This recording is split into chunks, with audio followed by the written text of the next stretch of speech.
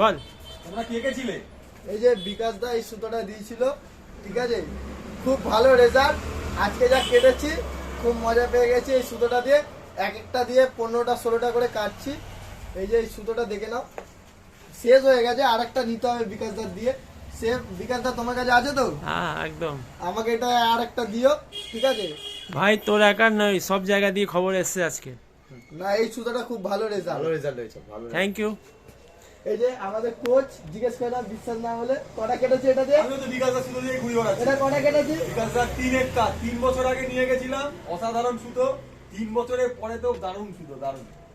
Thank you. অসাধারণ সুতো। এই সুতো এই এতদিন বিকাশ দা আমাকে একটা সুতো দিয়েছে মনের মতো।